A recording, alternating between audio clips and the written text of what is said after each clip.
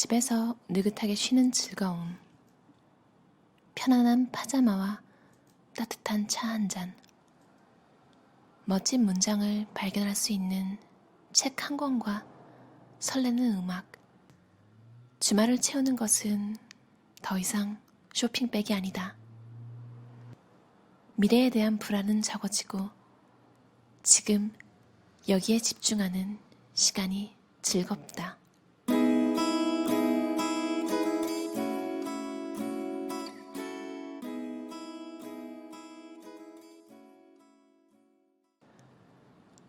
공허한 마음을 위한 특효약은 쇼핑이었는데 효과는 대개 일주일을 넘지 못했다. 덕분에 늘 다음 달 카드값이 걱정되어 일을 그만둘 엄두조차 내질 못했던 기억이 난다. 그렇게 지내다 보니 몸과 마음이 견딜 수 없었는지 건강에 이상이 생겼다. 심플 라이프, 적게 소유하기. 비우는 삶을 실천한 사람들의 조언 중 여백이 많은 삶이 우아하다는 이야기에 크게 공감해 하루에 하나씩 불필요한 소지품과 생각을 비워내며 나에 대해 알아가는 시간을 보냈다. 단순히 집만 깨끗해진 것이 아니라 비움은 내가 싫어하는 것을 거절하는 법을 배우게 했고 남기고 싶을 만큼 좋아하는 것이 무엇인지 알려주었으며 마음속으로부터 하고 싶은 일들을 상기시켜 주었다. 그리고 지금은 무엇을 선택하든지 간에 하나의 기준점이 되어준다. 집안일을 적게 해도 되는 작은 집, 가볍고 몸에 편한 옷, 생활과 관계 모두에서 내게 불편함을 주는 것들과의 헤어짐.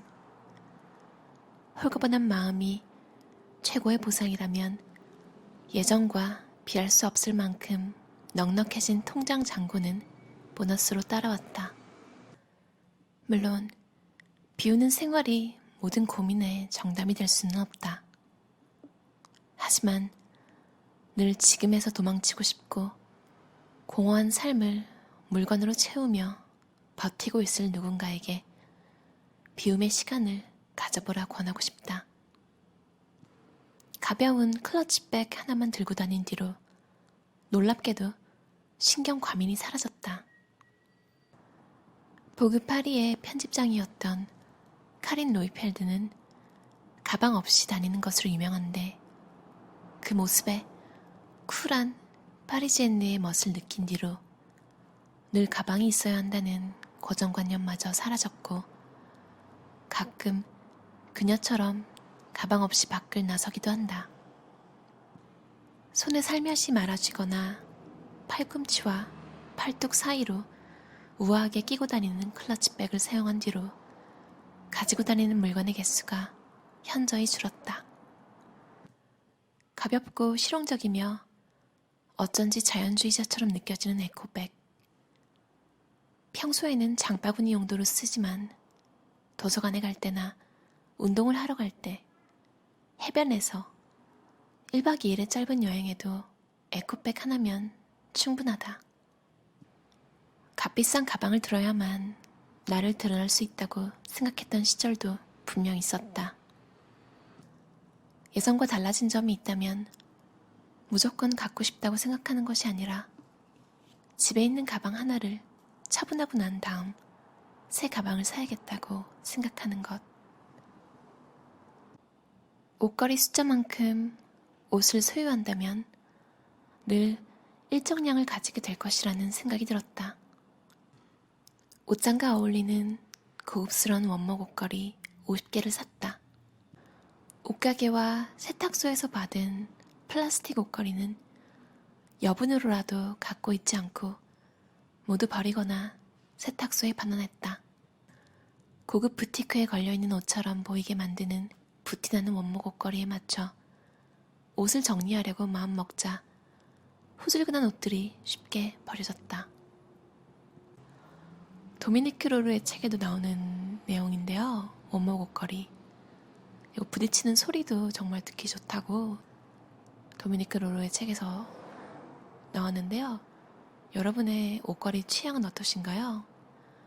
사실 옷장을 열었을 때 옷걸이가 통일되어 있으면 정말 저자의 말처럼 고급 부티크에 있는 느낌이 들긴 해요.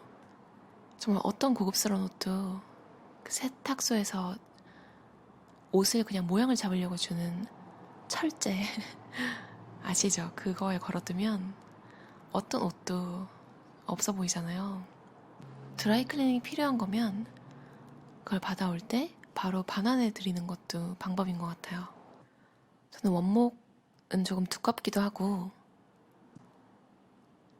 아주 얇진 않지만 철제 옷걸이보다는 모양이 잡혀있는 벨벳으로 감싸진 검은색 옷걸이를 좋아해서 그걸로 통일했거든요. 저자의 말처럼 옷걸이로 옷 개수를 제한하는 것도 정말 좋은 방법이에요. 지금 나의 옷장은 옷과 옷 사이에 주먹이 들어갈 만큼 여유가 있다. 그리고 내가 가진 옷들이 한눈에 보인다. 모든 집착은 콤플렉스에서 시작된다고 믿는다. 어린 나는 160cm가 채 되질 않는 작은 키를 받아들이지 못했다. 콤플렉스는 나의 힘이었는지 어른이 되어 100켤레가 넘는 구두를 갖게 되었고 구두 전문 글을 쓰는 패션 작가로 활동하기도 했다. 20대의 나는 10cm가 넘는 하이힐을 신고 자신감 넘치게 보이는 것이 중요했지만 30대의 나는 몸이 편해서 좋은 컨디션을 늘 일정하게 유지하는 것이 더욱 중요해졌다. 나는 여전히 좋은 신발이 좋은 곳으로 나를 데려다 줄 것이라고 믿는다. 다만 좋은 신발의 조건이 달라졌다. 가지고 있는 신발이 적으면 더 신경 써서 관리하게 된다. 이제 하이힐을 신지 않은 작은 키의 내가 편하고 더 자연스럽다. 지인의 병문안을 다녀온 엄마는 진지한 얼굴로 언니와 나에게 집에서는 무조건 브래지어를 하지 말라고 했다. 이유인즉슨 20대 아가씨가 유방암에 걸려 투병 중인데 브래지어를 24시간 착용한 것도 원인 중 하나라는 소리를 들으셨다고. 혼자 살아서 가장 좋은 점은 눈치 보지 않고 내 마음대로 지낼 수 있다는 점이다. 살면서 은연중에 강요받았던 조신한 여자로 사는 법에 대한 세뇌 교육 중 하나가 시선 강간, 상대를 성적인 시선으로 바라보는 것을 예방하기 위해 불편한 속옷을 어느 상황에서도 반드시 챙겨 입어야 하는 것이었다. 나는 은연중에 노브라의 삶을 지인들과 나누기 위해 내가 지금 브래지어를 착용하지 않았다고 말하거나 노브라가 좋다는 식의 이야기를 한다. 우리 여자들에게 언제부터 브래지어는 없어서는 안 될 속옷이 된 것인지 모르겠다. 이 저자의 마음을 정말 동감해요. 저는 브래지어를 사용하지 않은 지 거의 3년이 된 것 같아요. 그 전에는 간간히, 그러니까 겨울이나 재킷을 입을 때는 안 입지만 티셔츠만 입을 때는 브라를 챙겨 입었던 것 같아요. 혹시 여성분들 중에 어릴 때 교복 입을 때 그런 경험 있으신가요? 저는 교복 안에 브라를 입고 런닝을 안 입은 거예요. 근데 선생님한테 진짜 등짝을 후드려 맞았어요. 이러고 다니면 안 된다고 여자애가.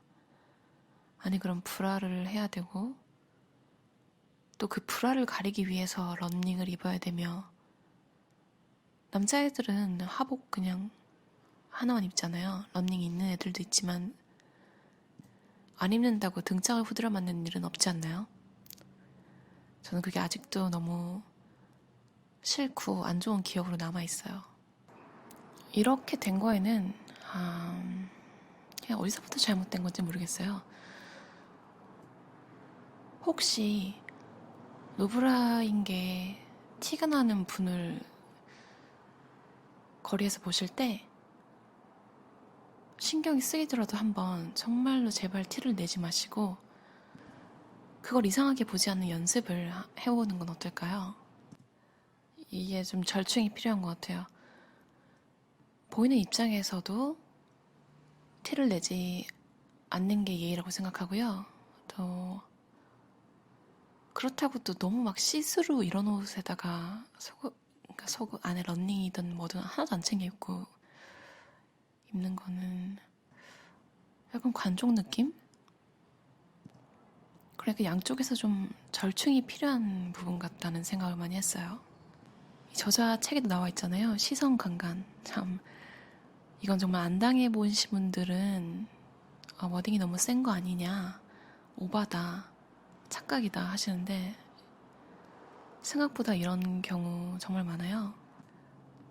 부산은 좀 지하철이 한산하다고 하더라고요. 근데 서울에서 지하철 타시면 사람이 일단 많기도 하니까 그 중에 또 변태 같은 분들의 비율이 높아질 가능성도 좀 높겠죠. 차라리 이게 안 되시면 그냥 아예 그냥 남을 안 보시는 것도 방법인 것 같아요. 저는 좀 그러거든요. 헤어스타일은 타인에게 어떤 인상을 줄지 결정하는 매우 중요한 외모 도구다. 생활 철학을 만드는 것이 중요한 이유는 선택이 필요한 순간 기준이 되어주기 때문이다. 기준이 없다면 늘 유행에 휩쓸려 나의 고유한 분위기는 사라지고 어색한 타인의 모습을 하고 있게 된다. 패션계의 대표적인 인물 안나 윈투어는 헤어스타일이 항상 같다. 단정한 헤어스타일을 일관되게 유지하는 편이 개성 있는 헤어스타일을 고민하는 것보다 더 자신을 드러낸다. 내 고유의 머리 색깔이 가장 자연스럽다. 헤어스타일에는 큰 변화를 주지 않지만 머릿결을 좋게 만드는 일에는 신경을 쓴다. 검은 콩을 넣은 밥을 지어 먹거나 견과류를 일상적으로 챙겨 먹는 것이 우선이다. 집은 더 이상 소유의 개념이 아니지. 평생 대출금을 갚기 위해 사는 것보다 짧은 삶인데 하고 싶은 일에 투자하는 게 더 낫지 않겠어? 한 선배의 자기 집을 가질 필요가 없다는 생각. 어쩌면 맞는 말일지도 모른다. 심플한 생활에 눈을 뜬 후 점점 줄어드는 소유물을 바라보며 전세 계약 만료 시점에 나는 두 가지 선택을 할 수 있었다. 가장 좋은 것들만 가방 하나에 꾸려놓고 유랑을 하거나 그것들을 들고 집을 사거나. 나름 일생을 건 선택 같았는데 건강에 문제가 생겨 결국 맥없이 집을 샀다. 처음 가져본 내 집은 11평. 침실과 드레스룸은 별도로 있었으면 했고 친구들을 초대할 수 있도록 작은 거실도 원했다. 딱 이 정도면 충분해 라고 생각되는 편안한 집. 앞으로의 이사 걱정을 없애준 집. 내가 가진 가장 비싼 소유물. 늘 떠돌던 삶이 끝나고 언제나 돌아가고픈 공간이 생겼다. 멋진 공간은 여전히 아름답다고 생각하지만 내겐 큰 집을 소유할 능력도 잘 관리할 자신도 없다. 지금 내가 선택한 실용적인 공간에서 여유를 부리는 것만으로도 충분하다. 누군가의 집에 갔을 때 퀴퀴한 냄새가 나면 집의 인상은 물론 집주인에 대한 호감도 떨어진다. 향은 추억을 떠올리게 하고 어떤 사람에 대한 기억으로 자리 잡을 수도 있다. 이처럼 깔끔한 집은 담백한 미소를 어리게 할 수 있고 좋은 향은 어떤 모습의 집이라도 긍정적인 기분을 불러일으킨다. 자신을 기분 좋게 하는 것을 발견하는 일은 개인에 있어 콜럼버스의 신대륙 발견에 버금간다. 내가 돈에 대해 갖고 있는 원칙은 두 가지뿐이다. 빚을 지지 말자와 항상 벌어야 한다. 언제 죽을지 모른다는 핑계로 나는 돈을 벌면 늘 쓸 궁리부터 했지만 빚을 지는 것만은 극도로 싫어했다. 헨리 데이비드 소로는 월든에서 병들 날에 대비해서 돈을 모으려고 노력하다 병이 든다. 낡은 장롱이나 벽돌로 지은 은행에 넣어둘 돈을 벌다가 병들고 만다 라고 이야기했다. 물론 돈을 모아둔 기억은 별로 없어서 이것이 정확히 나의 이야기라고 할 순 없지만 확실히 내가 그런 생활 끝에 건강을 잃었던 것은 맞다. 더 가질수록 삶이 복잡해지고 불편해진다는 것을 정리를 통해 알게 되었다. 거래하는 은행도 사용하는 신용카드도 하나밖에 없다. 나는 자본주의 체제 아래 살면서도 재테크가 배워지지 않았다.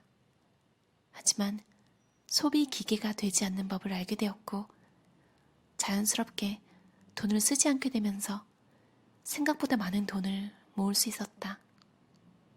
그리고 그렇게 모인 돈은 작은 집을 내 힘으로 마련할 수 있게 도왔다. 여러분 어떠셨나요? 오늘도 비움이라는 신미경 작가의 책이었는데요. 야마시타 히데코 같은 미니멀리스트인 것 같아요. 우아함을 챙기는, 저도 예쁜 걸 좋아해서 이런 미니멀리스트 라이프 스타일 보는 걸 정말 좋아하는데요. 남성 미니멀리스트들의 책을 볼 때와는 살짝 다른 느낌이 있어요. 아무래도 옷이라든지 일반적으로 여성으로서의 삶에 기대는 그런 것들 있잖아요. 그걸 벗어던진 내용 같은 게 좀 신선하고 되게 재밌었어요. 특히 저는 너무너무 공감이 가고 기분이 좋았던 게 가방 안 들고 다닌다고 욕먹고 속옷 안 챙겨 입는다고 욕먹고 머리 스타일 안 바꾼다고 욕먹고 화장 잘 못한다고 욕먹고 가방을 또 드는 날은 가방을 뭐 이런 후진 걸 들고 다니냐고 욕먹고 정말 끝도 없이 평가질이라고 하죠. 지쳤었어요. 미니멀 라이프를 알게 되고 이제 모든 건 다 한 방에 해결되었죠. 신경 안 써도 돼. 우아함을 포기하고 싶지 않은 미니멀리스트 분들에게 도움이 되는 책 같아요. 사실 한국 미니멀리스트 책 중에 제가 예전에 사서 읽고 리뷰를 하고 올리고 좀 후회한 책이 있었거든요. 그분의 생활이 바뀐 걸 몰라가지고요. 근데 이 책도 보니까 2017년의 책이에요. 사실 저자가 지금은 어떻게 살고 있는지는 모르겠어요. 계속 똑같이 살고 계시면 좋겠어요. 그럼 여러분 들어주셔서 감사합니다. 즐겁고 편안한 하루 보내세요.